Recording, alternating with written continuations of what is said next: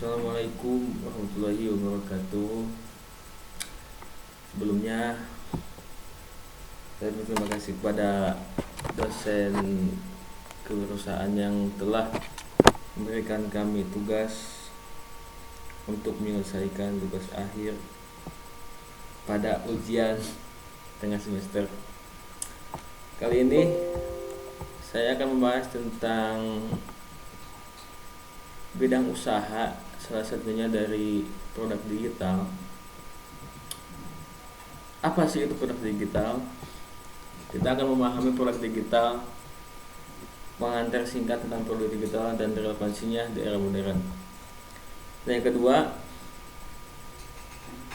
ada berbagai macam jenis-jenis produk digital seperti perangkat lunak dan aplikasi, software komputer, aplikasi mobile atau platform. Kemudian ada konten digital seperti e-book yang sekarang lagi viral, kursus online, kelas akademi kripto gitu. Dan yang ketiga, layanan digital seperti konsultasi online, konsultasi tentang Zoom, sekarang banyak marak ya di mana-mana. Kemudian hosting dan pemasaran digital atau digital marketing. Itu adalah poin-poin jenis-jenis produk digital yang sekarang sedang marak di mana-mana, karena kita tidak bisa pungkiri produk digital itu akan sangat berkembang pesat untuk kedepannya. Lanjut, keuntungan produk digital. Yang pertama, biaya produksi lebih rendah tentunya ya, lebih murah dibanding produk fisik, karena kita tidak mengandalkan produk secara langsung, tapi kita bermain di sosial media atau di digital. Kemudian yang kedua, distribusi global, mudah diakses oleh seluruh penjuru dunia. Apalagi kita memiliki skill komunikasi yang bagus, seperti public speaking, bahasa Inggris yang baik, itu akan menunjang kita untuk lebih baik ke depannya. Yang ketiga yaitu update dan skalabilitas, memperbaiki dan mengembangkannya. Kemudian, apa sih strategi pemasaran produk digital? Sekarang lagi marak-maraknya. Yang pertama, kenali target pasar. Siapa sih target pasar kita? Contoh, yang pertama kita membuat produk digital, belajar membaca. Kenali dulu target pasarnya siapa. Kalau kita membuat suatu produk digital, harus dengan target pasarnya sekaligus. Yang kedua, optimalkan website. Sekarang, di era yang sekarang, website itu sudah menjadi salah satu kebutuhan untuk para pedagang atau penjual yang ingin meningkatkan penjualannya lebih meningkat lagi. Kemudian kita menggunakan media sosial untuk membangun komunikasi, komunitas, dan interaksi dengan calon klien kita, calon customer kita. Yang terakhir itu pakai iklan seperti Meta Ads, Google Ads. Banyak sekarang yang harus kita pelajari di era digital ini. Kemudian apa sih tantangan dalam produk digital?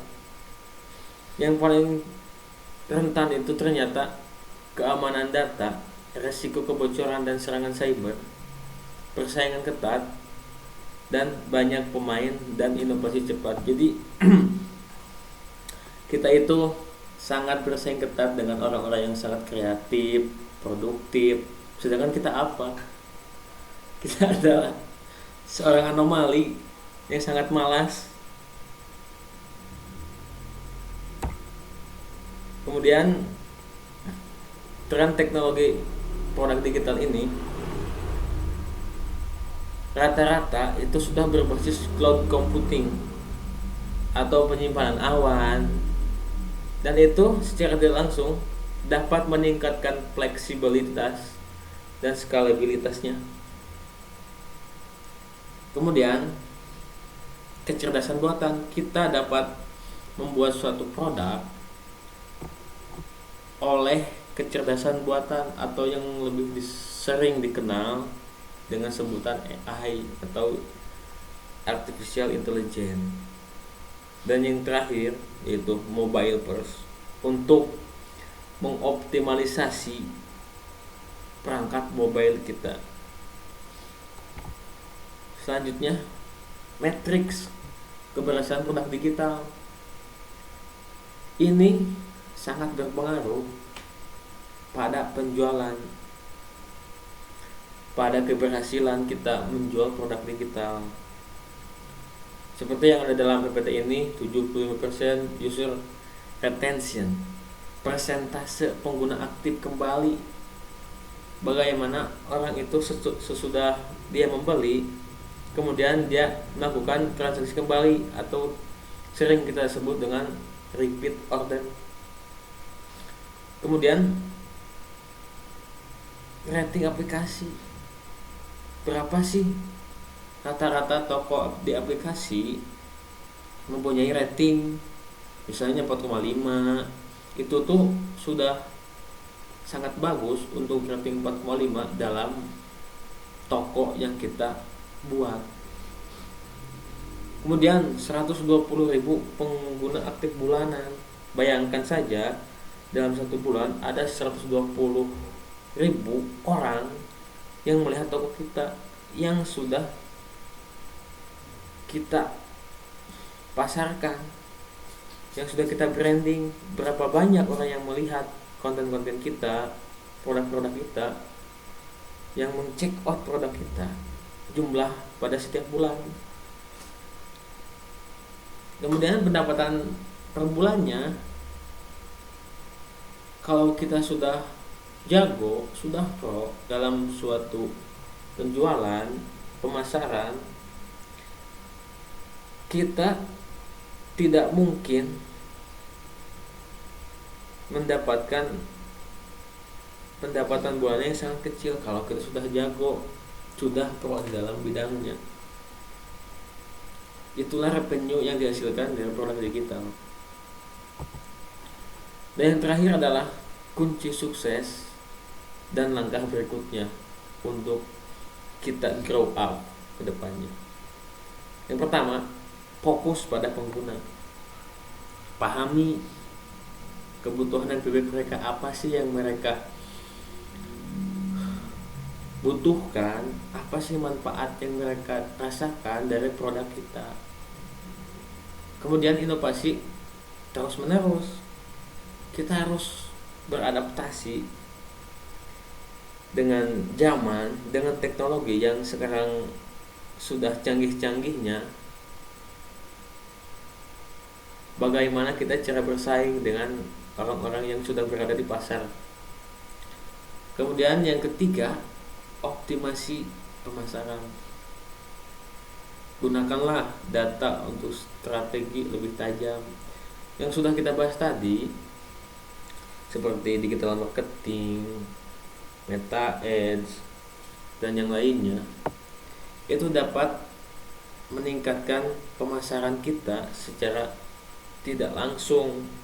Kita tidak memakai baliho, tidak memakai banner, tapi kita langsung memasarkannya di media sosial tanpa langsung terjun ke lapangan.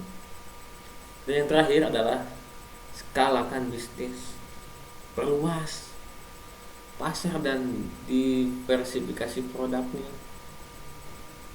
Kalau bisa kita itu memasarkannya sampai ke luar negeri, ke Eropa, Asia, ke negeri-negeri yang lain, itu dapat meningkatkan omset kita secara besar.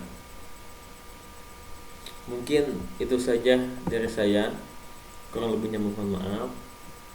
Sekian, terima kasih.